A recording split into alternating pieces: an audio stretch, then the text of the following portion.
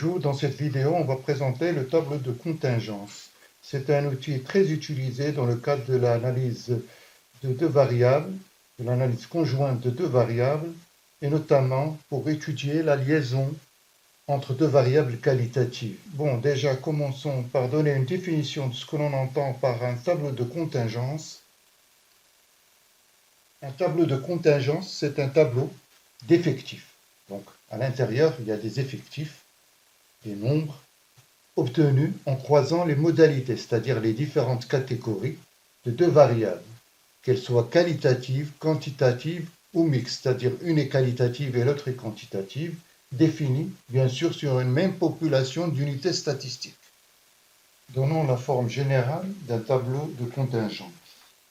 Général d'un tableau de contingence. Donc déjà, soit deux variables, x et y. Donc on a une série, comme je l'ai présenté dans les vidéos précédentes, on a une série brute de données qui concerne une population d'unités statistiques. Donc soit une série quelconque,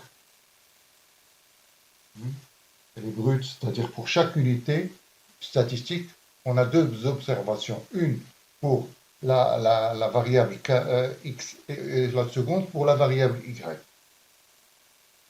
X1, Y1 pour l'unité statistique 1, X2, Y2 pour l'unité statistique 2, etc. jusqu'à, on a n unités statistiques n, Xn, Yn. Donc à partir de cette série brute, on va former ce que l'on appelle un tableau de contingence. C'est-à-dire qu'on va prendre en ligne la variable x et en colonne la variable y, et à l'intérieur de ce tableau, on aura une forme de matrice avec un certain nombre de modalités, de cellules, pardon, et c'est à l'intérieur de ces cellules, on va avoir par exemple l'effectif conjoint de deux modalités différentes. Donc, supposons qu'on a P modalité pour la variable x et q modalité pour la variable y. D'accord? Donc, au niveau du tableau, comment on le présente? On va mettre pause, constituer le tableau, et je reviens vers vous. Donc, voici le tableau rempli avec les effectifs. Alors, comme on voit ici, au niveau des lignes, on a la variable x avec ses modalités x1, x2, xi jusqu'à xp. Et en colonne, on a les modalités ou les catégories de la variable y. y1, y2, yj, yq. Alors, les effectifs sont en rouge. Donc, par exemple, au niveau, on voit que c'est une forme de matrice, le tableau, avec des cellules, et à l'intérieur de chaque cellule, on trouve l'effectif correspondant au croisement de deux modalités pour les deux variables. Ainsi, pour la variable x, prenons la modalité x1, et pour la variable y, la modalité j. Donc on a l'effectif qui correspond au croisement de ces deux modalités, x1 avec yj, son effectif, c'est n1j. C'est ici. Donc, la modalité yj avec la modalité pour x, c'est-à-dire x1. Si on prend, par exemple, pour la variable x, la modalité xi, donc avec son croisement avec la modalité de y, à savoir yj, on a l'effectif correspondant à ces deux modalités nij. Et c'est la même lecture que l'on fait pour l'ensemble des cellules. Et également, comme on peut le voir, on a des totaux, ce qu'on appelle des totaux marginaux. les effectifs marginaux pour chaque modalité. Par exemple, pour la modalité 1, on a un effectif N1 point qu'on note. Pour la modalité 2, N2 points. Pour la modalité de X, à savoir XI, on a un effectif NI points. D'accord? Également pour les colonnes, les modalités YJ, on a un effectif qui correspond à cette modalité de N.J. Le total, on le note par N point. C'est le nombre total d'unités observées. Donc précisons les notations suivantes. Notation concernant les effectifs. Donc NIJ, c'est l'effectif couple de l'observation XI pour la modalité I de la variable X et YJ pour la valeur de la modalité J pour la variable Y.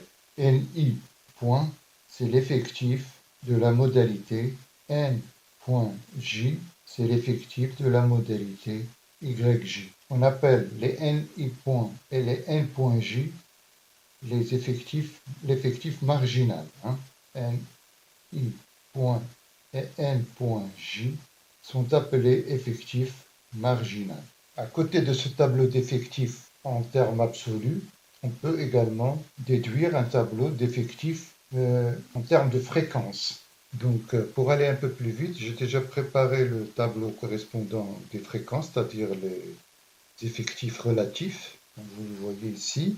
Donc, notation, on va expliquer un peu les notations. Donc, déjà, rappelons que le point d'effectif total, le nombre total d'observations qu'on note n point, peut également le noter par grand N, c'est-à-dire le nombre total d'observations, d'unités statistiques observées dans cette population.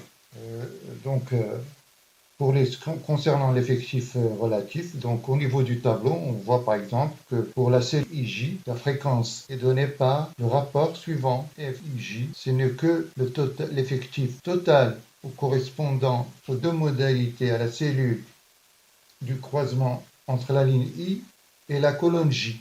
Donc NIJ sur N point ou bien NIJ sur grand N. D'accord? C'est la fréquence, c'est le rapport relatif entre l'effectif de la cellule et l'effectif total. Également, on a une deuxième notation, c'est l'effectif, la fréquence relative, FI point, c'est-à-dire elle correspond à NI point sur grand N, le nombre total des observations. Et également, F.J, c'est égal à N.J sur grand N, c'est-à-dire les effectifs marginal de chacune des modalités sur l'effectif total. Et bien sûr, on a les résultats suivants. C'est-à-dire que si on somme l'ensemble des FIJ pour I variant de 1 jusqu'à petit p, et pour J variant de 1 jusqu'à Q, on a égal à 1. De même, on a la notation suivante, si on somme uniquement les effectifs marginaux pour une ligne I ou pour une modalité I de la variable X, c'est-à-dire qu'on somme l'ensemble des FIJ pour J variant de 1 jusqu'à N, on trouve FI point, c'est-à-dire la fréquence concernant uniquement la modalité I de la variable X. De la même manière, si on somme par rapport à une ligne, I variant de 1 jusqu'à, pardon, ici je me suis trompé, d'accord, je corrige, J variant de 1 bien sûr jusqu'à petit q, c'est J variant de 1 jusqu'à q, et non n, d'accord. La même chose pour I variant de 1 jusqu'à p, on somme les FIJ, c'est F.J. C'est-à-dire on va fixer une ligne et on somme les différentes fréquences concernant cette ligne I. On peut aussi calculer ce qu'on appelle les fréquences conditionnelles. Ainsi, fréquences conditionnelles. Par exemple, pour FI sachant J, c'est égal à NIJ sur N.J. C'est-à-dire qu'on fixe une colonne J et on calcule les fréquences par rapport à cette colonne ou bien par rapport à la valeur de la modalité J de la variable Y.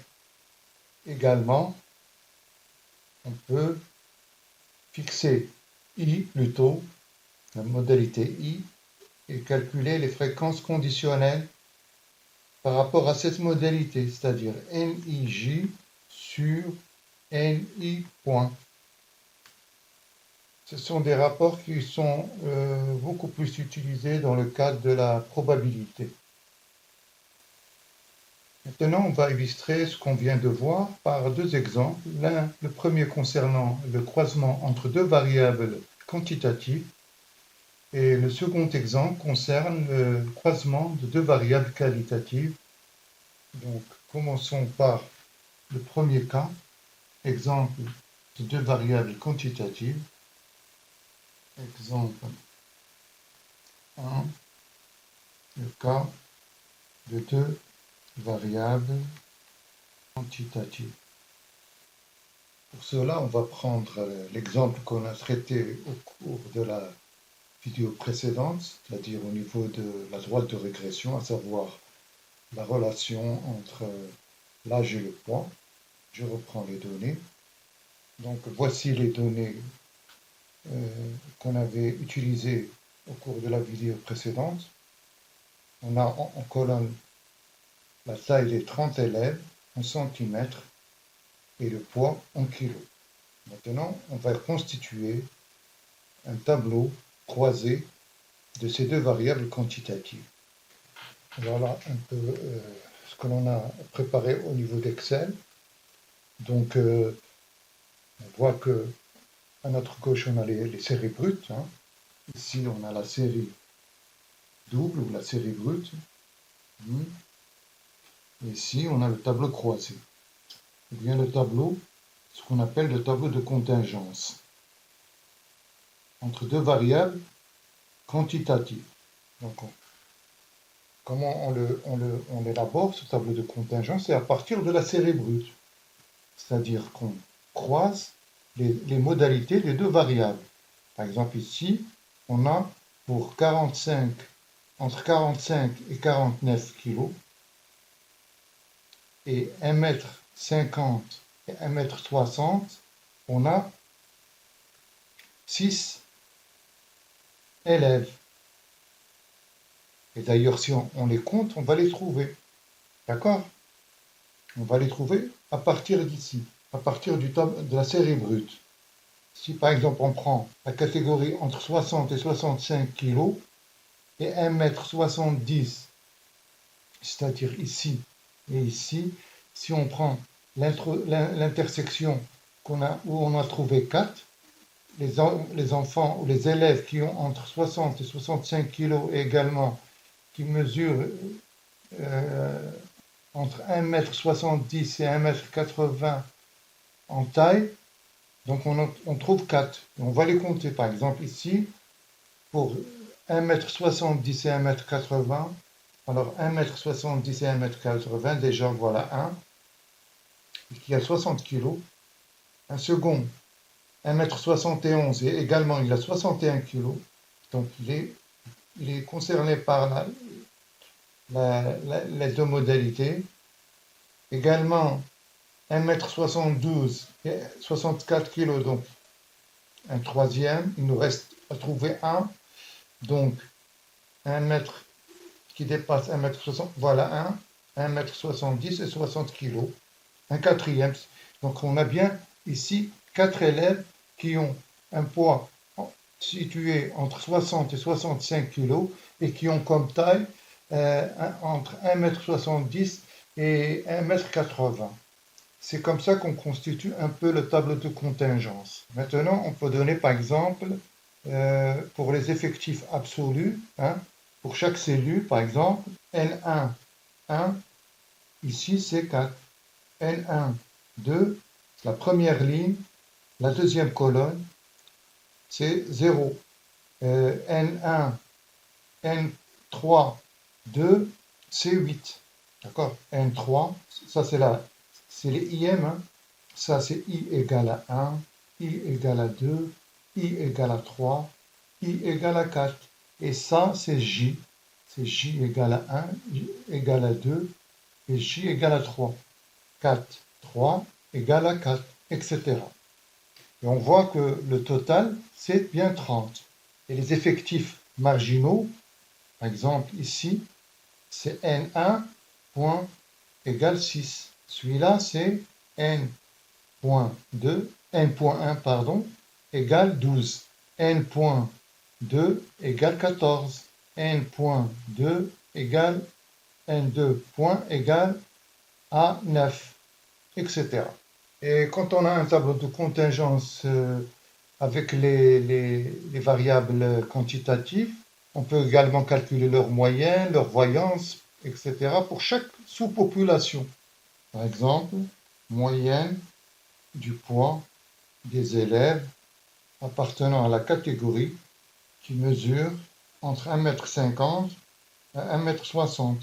Moyenne de poids des élèves de la catégorie, c'est égal 47,5 que multiplie 6 plus 52,5 que multiplie 6 que je divise par 12 et je trouve une moyenne de 50 kg.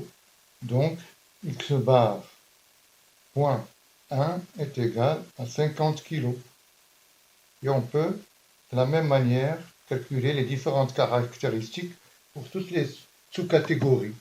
Mais pas uniquement la moyenne, mais également la variance, l'écart type, etc. Maintenant qu'on a vu l'exemple concernant deux variables quantitatives, on va passer au cas le plus intéressant, le plus utilisé, à savoir le table de contingence de deux variables qualitatives. Pourquoi je dis cela? Parce qu'au niveau de la relation entre deux variables quantitatives, on a plutôt tendance à utiliser ce qu'on appelle les coefficients de corrélation et les droites de régression pour voir un peu s'il y a une relation, une liaison entre les deux variables. Concernant les variables qualitatives, on ne peut pas utiliser ces indicateurs. Par contre, le tableau de contingence va servir de base pour chercher s'il y a une relation entre une relation de dépendance ou d'indépendance entre deux variables qualitatives.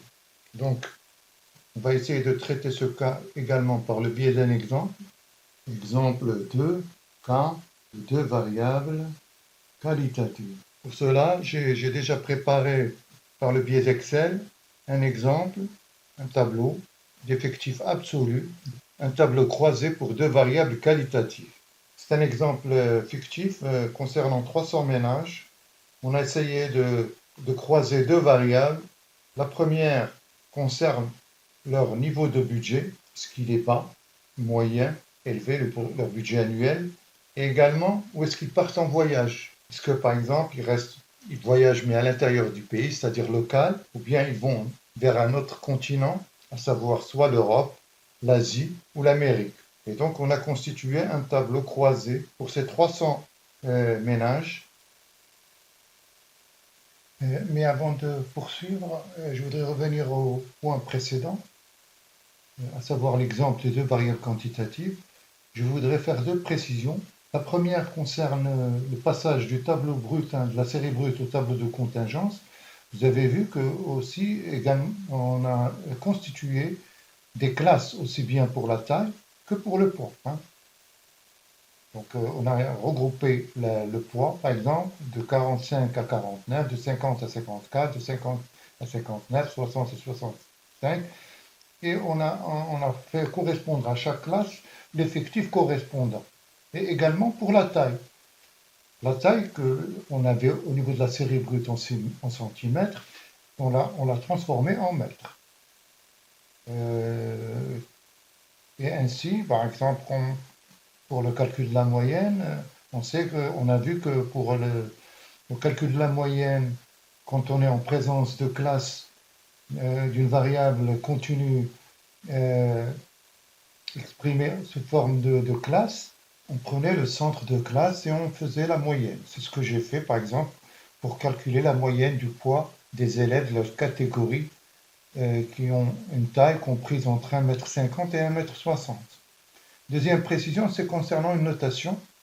Bon, si on considère par exemple, au lieu de noter x bar point A, si on pose que y, la variable y, c'est le poids, et x, la taille, donc cette moyenne, la moyenne des poids, y bar, sachant que x est égal à la première catégorie, c'est-à-dire x égale à x1. x1 représente la classe comprise entre 1,50 m et 1,60 m est égal à 50 kg. Voilà, ce qu'on appelle des moyennes marginales. Également, on peut calculer la moyenne des tailles pour une catégorie de poids. Par exemple, on peut prendre la catégorie du poids 45-49, les élèves, et on calcule leur taille moyenne. Voilà. Cette précision étant faite, maintenant on peut continuer notre présentation du deuxième exemple, à savoir les deux variables qualitatives. Voilà, on a maintenant sous les yeux un tableau fictif, un tableau croisé, un tableau de contingence. Donc on va essayer de voir s'il y a une relation. C'est l'objet d'un tableau de contingence pour deux variables qualitatives, c'est d'essayer de dégager l'existence ou non d'une relation entre deux variables, s'il y a par exemple une dépendance ou une indépendance entre ces deux variables. Donc présentons déjà un peu le tableau. Comme on le voit, comme je l'ai dit, c'est déjà sous la forme d'un tableau de contingence. Donc il émane d'une série brute de 300 unités, de 300 ménages pour lesquels on a deux variables, une concernant le budget et une autre concernant leur destination de voyage. Donc, si on note déjà, on va essayer d'agrandir un peu, donc si on note par X la destination, le voyage, par Y, le budget. Donc, ici on a X, c'est la variable destination, et Y, le budget. Donc à l'intérieur, on a les effectifs pour chaque couple. Par exemple, on a 84 ménages qui ont un budget bas et qui ont comme destination de voyage à l'intérieur du pays. Ça, c'est N1, N1, N1, N2. Le nombre, il y a 8 ménages dont le budget est bas et qui voyagent vers l'Europe. Vers l'Asie, c'est N1, N3. Pour le budget élevé, par exemple, on a 24 ménages qui ont un budget élevé qui voyagent en Asie. C'est N3, N3, etc. Donc on voit que également à partir de ce tableau de contingence, on peut constituer le tableau des fréquences que j'ai déjà préparé par le biais d'Excel également. Donc tableau des fréquences, on a toujours X destination de voyage en colonne et Y le budget en ligne.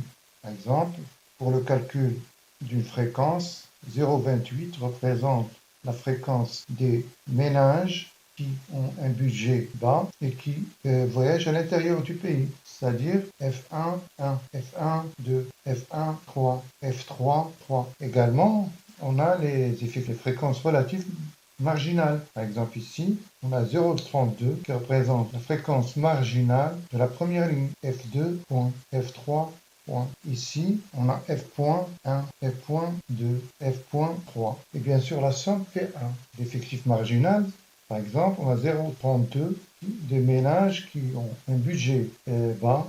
27, on peut l'exprimer également en pourcentage, 27% qui ont un budget moyen, 41% qui ont un budget élevé. Au niveau des colonnes, par exemple, on a 51% qui voyagent à l'intérieur du pays, c'est-à-dire presque la moitié, quel que soit leur budget. On a par exemple 29% qui voyagent vers l'Europe, etc. Voilà un peu comment on peut lire ce tableau. Mais comme je l'ai dit auparavant, l'intéressant au niveau de tableau de contingence qui concerne deux variables qualitatives, c'est de dégager s'il existe une relation de dépendance entre les deux variables, c'est-à-dire, par exemple, au niveau de notre exemple, est-ce que la destination de voyage dépend du budget, hein? Mais pour analyser la relation entre deux variables qualitatives présentées sous forme de table de contingence, on utilise le plus souvent ce qu'on appelle le test du Q2. Ce test, il dépasse un peu le cadre de la statistique dans lequel on travaille, c'est-à-dire la statistique descriptive, puisqu'il s'inscrit beaucoup plus dans le domaine de l'inférence statistique qui fait appel à plusieurs matériaux de statistiques mathématiques. Toutefois, on va essayer de présenter un peu l'idée générale sur laquelle repose ce test. Pour cela, on doit faire appel en premier d'abord à une relation de probabilité, à savoir la relation d'indépendance entre deux événements. Donc on part de l'idée qu'on connaît plus ou moins, on part de l'idée qu'on domine un peu le chapitre de la probabilité. Alors on va rappeler ici qu'est-ce qu'on entend par indépendance entre deux événements en probabilité. Notion d'indépendance A et B. On dit que deux événements sont indépendants. Probabilité A inter B, c'est-à-dire l'intersection entre deux événements A et B est égale au produit des deux probabilités. Donc rapporter ça aux effectifs, aux fréquences, on peut dire que deux événements x, y, deux variables x et y sont indépendantes, il n'y a pas de dépendance entre les deux, si la fréquence FIJ est égale à FI point que multiplie f.j. Par exemple, au niveau de notre exemple, si on considère x la variable pour la modalité locale et y pour le budget bas, donc on a f1,1 est égal au produit des fréquences marginales. On aura une dépendance entre deux événements. Fij est égal à fi point multiplié par f.j, quel que soit bien sûr I et J parcourant toutes les modalités. Voilà un peu le principe sur lequel repose le test d'indépendance entre deux variables. Et comme deuxième niveau, on essaye, pour calculer ce test, pour calculer cette dépendance, on essaye de calculer le produit des FI points F.J qu'on désigne par effectif théorique. Ce qu'on va faire, donc calcul des fréquences théoriques, chaque cellule va être égale au produit de deux fréquences marginales. Si on note fréquence Fij est égale à Fi point F.J. Donc c'est un calcul que j'ai déjà fait pour l'exemple au niveau du tableau par le biais d'Excel. Voilà un peu le tableau. Comme vous le voyez, au niveau de la fréquence théorique 1,1, c'est-à-dire 0,16, on l'a obtenu de cette manière. C'est-à-dire on a pris la fréquence F1,1 théorique qui est égale à F1,0 que multiplie F0,1, F.1, pardon, qui est égal à 0,32 que multiplie 0,51 est égal à 0,7. On a fait le même calcul pour les 12 cellules du tableau et on a trouvé ce qu'on appelle les effectifs théoriques. L'effectif théorique ici suppose par exemple qu'on a une indépendance entre les deux variables. Pourquoi? Je m'explique. Pour cela, on va prendre un exemple. Soit deux variables x et y, deux variables qualitatives, avec à trois modalités, x1, x2 et x3. Y, elle a deux modalités, y1 et y2. Donc, on a un tableau croisé, tableau de contingence, et on a un tableau de contingence. En plus, on suppose,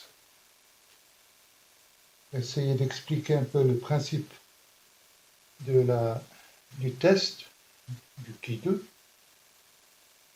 on suppose qu'on a une indépendance parfaite, c'est-à-dire qu'on a l'effectif théorique, Fij, qui est égal à Fi point que multiplie F point J est égal à effectivement également l'effectif observé, la fréquence observée, quel que soit I pour 1 ou 2, et quel que soit J, 1, 2 et 3. Donc, on part de ce principe que la fréquence théorique est égale à la fréquence observée. En principe, on aura Fij moins fi point que multiplié f point j égale à 0. D'accord? Et tout le process va se baser sur cet écart. On va voir. Maintenant, essayons de calculer, de voir un peu le principe. Si on a cette égalité, quel que soit IJ, hein, quel que soit donc les deux tableaux, le tableau 1, c'est-à-dire les fréquences observées, et le tableau 2, les fréquences théoriques, le tableau des fréquences théoriques. Donc on a supposé que les fréquences théoriques sont égales aux fréquences observées. Donc les écarts au niveau de chaque cellule qu'on va élever au carré, et on va faire la somme de ces écarts. Comme on a supposé au départ que les fréquences théoriques sont égales aux fréquences observées, donc S sera nul ici, puisque les écarts, même s'il y a des écarts négatifs ou positifs, ils seront tous positifs élevés au carré, mais comme l'écart sera nul au niveau de chaque cellule des tableaux. Donc, S sera nul. Et ainsi, on voit qu'il y a, dans ce cas, le cas où Fij est égal à Fi point F point J, une indépendance entre X et Y. On peut rapporter ce résultat au niveau des effectifs absolus également, pour voir un peu qu'est-ce que cela donne. On sait que, comme on a supposé que Fij est égal à Fi point, c'est-à-dire une indépendance entre les deux variables, il n'existe aucune relation entre les deux. En rapportant ça aux effectifs absolus, donc on a Nij sur grand N est égal à Ni point sur grand N que multiplie N point J sur grand N. Ça veut dire que Nij, l'effectif absolu pour chaque cellule, est égal, par exemple, à Ni point, c'est-à-dire le sous-total afférent à la ligne I, ou bien à la modalité de YI, fois la structure que représente la modalité J par rapport à la population totale. C'est également égal à N point J que multiplie la structure de la modalité I par rapport au total. Donc c'est un résultat très important pour essayer de comprendre un peu la relation, l'existence de la dépendance. La structure reste identique, qu'elle soit par rapport à la population totale ou bien par rapport à un sous-groupe de cette même population. Donc, on va essayer de voir ça un peu plus clairement au niveau du tableau. Donc, reprenons donc le tableau de contingence effectif absolu. Donc, voilà le tableau de contingence avec l'idée comme quoi on a une égalité parfaite entre les effectifs, la fréquence observée et la fréquence théorique. Et donc, on voit clairement que la structure que l'on observe, par exemple, pour la variable X pour l'ensemble de la population, c'est-à-dire cette structure, n.1 sur 31, les proportions, les trois proportions, on les retrouve quels que soient les sous-groupes. C'est la même structuration, c'est la même répartition observée pour quelles que soient les sous-populations observées, c'est-à-dire quelle que soit la modalité de Y qui est prise en compte. Ça veut dire qu'il n'y a pas d'influence de la variable Y sur X. Du moment qu'on a la même structure, il n'y a pas de changement. Donc la relation entre l'impact de la variable Y sur X est néant. Il n'y a pas de relation. Il n'y a pas de dépendance entre les deux variables. X ne dépend pas de Y, et réciproquement. On peut également voir que cette structure peut être intervertie. Donc, pour résumer, essayons de résumer tout ça par écrit. On a vu que les proportions, par exemple, dans ce cas, on a pris n.j sur grand N, c'est-à-dire f.j, pour j variant de 1, 2 et 3. C'est-à-dire que la proportion du sous-groupe, donc n.j sur grand N représente la proportion du sous-groupe correspondant à la modalité xj de la variable x. Donc, on a n.1 sur grand N, on a n.2 sur grand N, n.3 sur grand N. On voit que ces structures sont identiques, quels que soient les sous-groupes. Elle est la même ici, elle est la même ici, elle est la même ici, elle est la même ici, etc. D'accord? Donc, en conclusion, je rappelle qu'on est dans le cas hypothétique comme quoi il y a une indépendance totale. Fij est égal Fi point que multiplié F.j. Donc, en conclusion, qu'est-ce qu'on peut dire à propos de ce petit schéma qu'on a fait? C'est que la structure qui est observée, c'est-à-dire les Fij, au niveau de la population totale, c'est-à-dire les F.1, F.2, F.3, c'est cela. F.1, F.2, F.3. C'est cette structure. Observée, la structure observée, F.1, F.2 et F.3, au niveau de la population totale, on l'a rapporté à grand N, au niveau de la population totale, de taille grand N, reste la même, cette structure reste égale, identique, reste la même, quel que soit le sous-groupe. Et les sous-groupes, c'est ce premier-là. Les sous-groupes, c'est cela. Voilà le premier sous-groupe, et voilà le deuxième sous-groupe. D'accord? Et on voit que la structure reste la même. On a la même n.1 sur grand N, n.1, et donc, quel que soit le sous-groupe, engendré par l'introduction de chaque modalité de la variable y. D'accord? C'est ça le principe. On est parti du cas extrême où on a une indépendance parfaite, c'est-à-dire Fij est égal à Fi point que multiplie F.j, et on a trouvé ce résultat. C'est-à-dire que la somme qu'on a ici, qu'on a trouvée il y a un instant, elle est nulle.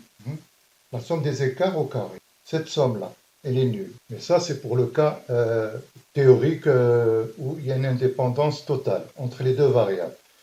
Maintenant, on peut supposer que lorsque la somme de ces écarts pour un tableau de contingence quelconque impliquant deux variables qualitatives, quand la somme de ces écarts est proche de zéro, ça veut dire qu'il y a une absence de dépendance entre les deux variables. Si la somme est très élevée, c'est-à-dire la somme des écarts est très élevée, on peut en déduire qu'il y a une forte dépendance entre les deux variables, ou bien il y a un impact ou une dépendance d'une variable par rapport à une autre, mais il va rester à partir de quel niveau, à partir de quel seuil on peut dire qu'il y a une dépendance ou il n'y a pas de dépendance, c'est-à-dire à partir de quel niveau de cette somme des écarts on peut prendre la décision de dire qu'il n'y a pas de dépendance entre deux variables qualitatives, ou bien